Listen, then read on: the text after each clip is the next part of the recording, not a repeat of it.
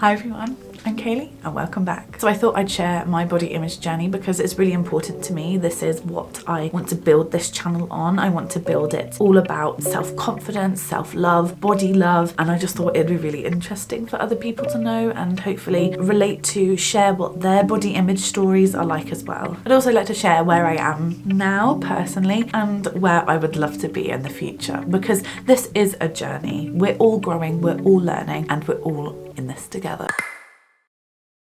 This is really important to me because it's what I communicate through my posts on my Instagram. I know that learning about body image, you know, the roots of it and how it's made me feel and my growth in that area, it means a lot to me, and this is what I want to build this channel on. I want to teach you all how to be kinder to your bodies, to yourself, to your mind, you know, foster a little bit of love and acceptance in our bodies. That's the goal. So let's get started. So I'd say this body image journey of mine started around 2 years ago, but let's go back to the beginning, puberty. So when I hit puberty, you know, the boobs arrived, the bum arrived, the thighs arrived. And I was constantly told, you know, Kayleigh, you've got big bum, you've got big boobs, you've got big thighs. And I'm just like, I know. And this was mainly told to me by like family members, my mum, my nan, my auntie, because we all do, you know, I think it probably is a maternal trait that we have in our family of, you know, bigger boobs, bigger bums and big thighs. You know, I feel like that's a trait we all have in our family, and it kind of reinforced this image of my body that I didn't necessarily want, because I know with those certain attributes came things I was really uncomfortable with. Like even to this day, I don't like wearing like really booby dresses, because I feel like people will look at me because my boobs, you know, they are a cup size F. They are big. I never wanted the attention that I got from that, often from strangers, of very much men all the time. And even at school, it was something I really tried to not draw any attention to myself at school at all. So I think from a youngish age, I was always aware of my body and how big it was. And the sad thing is that I always thought I was fat. Even looking at pictures of myself when I was younger, even at prom, which, how old would I have been at prom? 16? Yeah, surely like 16, almost 17 at prom. Even looking at those pictures, I thought I was fat then, and I'm in a larger body now than I was then, but I still thought I was fat. So around puberty, I just thought my body was big. Now comes to the age of 14, and I am going to issue a trigger warning here because I am about to talk about self-harm. So if you're not in the right mind for that at the moment, then please just skip on to the next part. I think when I was 14, I definitely took actions into my own hands for the first time. I feel like before then I was always around diet culture and things like that, you know, from my mum, because obviously she was very much exposed to the heroin chic kind of era of weight loss in the kind of early 2000s, late 90s. So I feel like I'd always been around the kind of diet talk and culture my whole life, but I'd never really done anything about it until I was around 14, which is when I self-harmed for the first time. And looking back on it, at the time, I didn't know why I did it. Well, I did know why I did it. For some reason, I thought that harming myself would help me lose weight or something.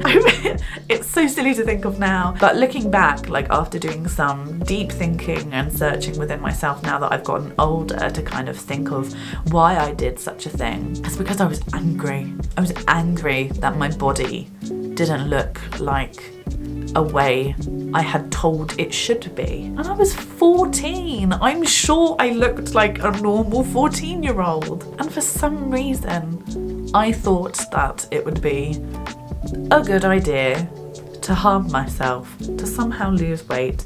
It was so silly, but it's what I thought I needed to do at the time. A 14-year-old me, 14. A child. I feel like after that kind of incident. From what I can remember, I wasn't phased about my body. I feel like that was the time where I was gearing up for like my GCSEs, so I feel like school really took over then, and I couldn't think about anything else apart from school and revising and stuff like that. But when it came to the almost very end of my A-levels, so my last year in sixth form, I think I would have been about 18. And again, I'm going to issue a trigger warning here about suicide. So if you are not in the right mind space for that, then please I advise you to skip on to the next chapter. So when I was 18, I think in my last year of sixth form, I had a friend who took her own life, and that became very difficult for me to navigate. I had never been touched by like mental illness before, like depression, suicide. I almost, if you asked me what it was, I wouldn't have had like an idea of what mental health was, or if you asked me what depression is, I probably would have told you it's for like weird people, because no one had taught me about it. We weren't taught about this in school.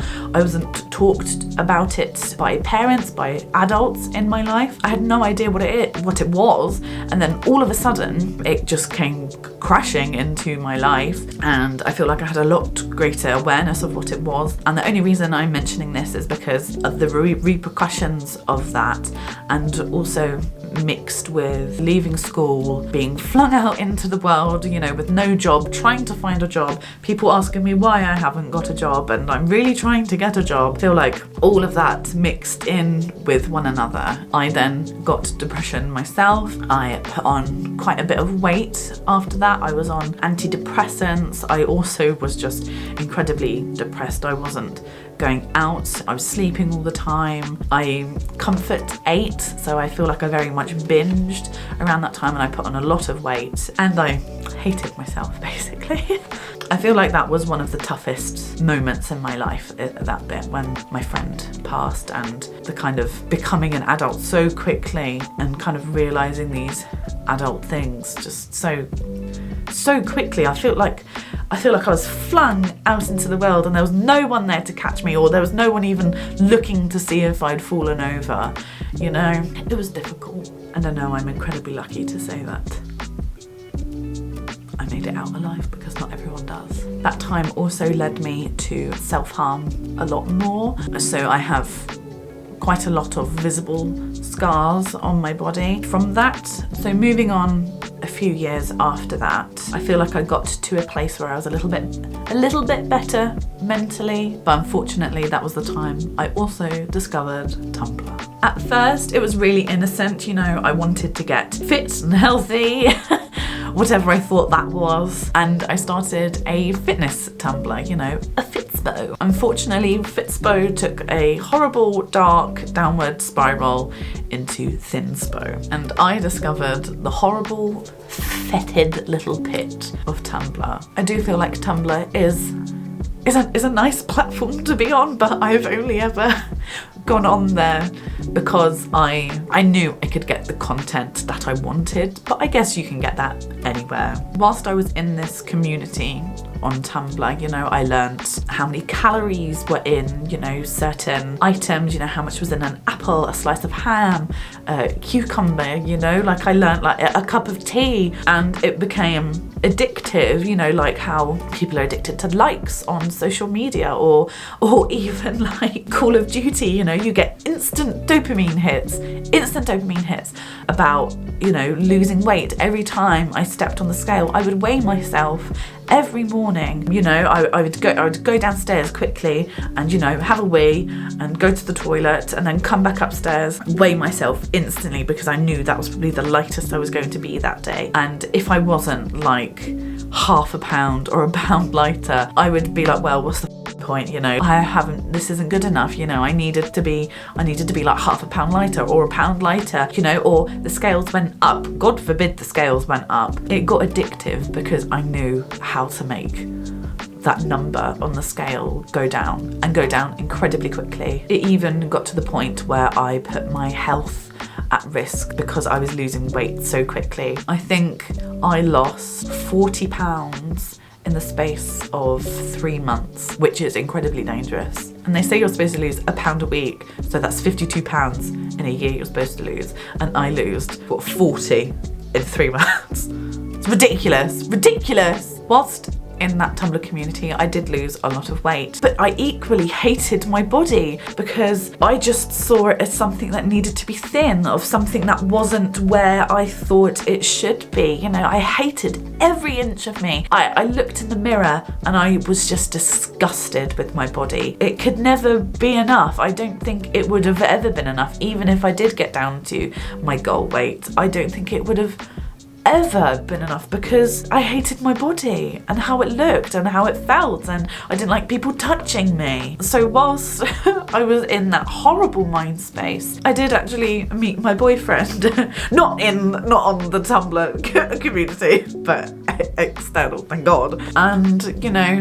he showed me just the little bit of love that I needed. I came off my depression medication. I gained a little bit of weight. He made me see my body was to be loved. But ultimately, you know, a year or so into our relationship, I did get back into that horrible pit of Tumblr that I knew was there, always waiting for me. And the same kind of horrible spiral happened again. And when I was at my lowest weight, we got COVID. And I feel like that was the kind of not the deal breaker, but I feel like that was the point that I got to where I was like, oh my goodness, I need to start looking after my body. I got COVID. I was rushed to hospital twice. First time we drove there to A&E, and then the next time it was in an ambulance. Thankfully, I'm all okay, you know, nothing was actually wrong, thank goodness. But you know, better to be safe than sorry. And I remember coming back from A&E and I was starving. I was so hungry.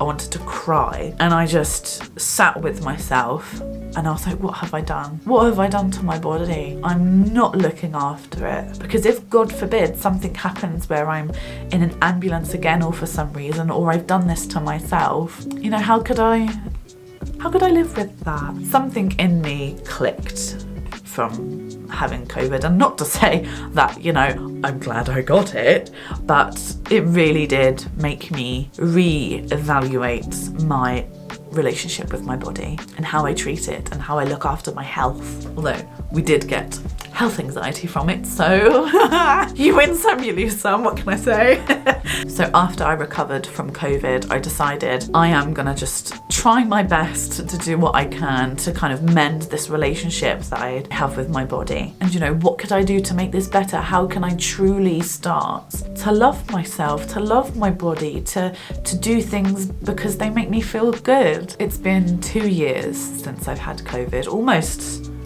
to the day, I think. And I'm incredibly proud with how far I have come in terms of my relationship to my body. You know, it's not perfect. I still have moments where I'm like, you know, I could go back on Tumblr. Like, I know how to lose weight. I can do it. You know, that voice is always, not always, it does creep back in from time to time. And, you know, the societal pressures of, you know, why don't you just get skinny, is always in the back of my head. I feel like I'm quite good at just not listening to it anymore. Just not acknowledging it. I feel like one of the first things that I did to kind of repair this relationship with my body is expose myself to media and content that was within that topic. So I followed lots of incredible, beautiful, varied body-sized people on Instagram, on Twitter, on YouTube. I followed people who had similar body shapes to mine or bigger, and you know, it really helped normalize seeing people who love themselves in larger bodies, and it really helped. So I very much recommend that being your first step if you are on this journey as well. Have a sort through your socials, unfollow people who do not bring you joy, follow people who inspire you and tell you to love yourself, you know, and help give you tips and make you feel confident and good about yourself. And like I said at the beginning, I'm still learning. I've still got so much to learn about my body. Would I say I'm at body love? I'd like to think I'm getting there. I'm definitely at body acceptance, and I'm excited to see where my journey to body love ends up. Whilst this isn't really a tips video, it's not like how to love yourself or, you know, things like that. I feel like just sharing my story, sharing my experiences will hopefully help other people feel a bit more seen. Maybe their story is similar to mine, maybe it's not, maybe this is something they've never heard of or thought would have happened to someone, you know, but I'm hoping that by sharing my experience helps you feel a little bit less alone in the world if you're going through something similar. And I'm really sorry if you are going through something similar, but I am here. You can chat to me. My DMs are open, my comments, I'll always respond to comments. I'll always be here if you need me. As I grow, as this channel grows, as my Instagram grows, this is the kind of things I'd like to share with you. I would love to share tips and daily musings of how I can help you rekindle that relationship with your body.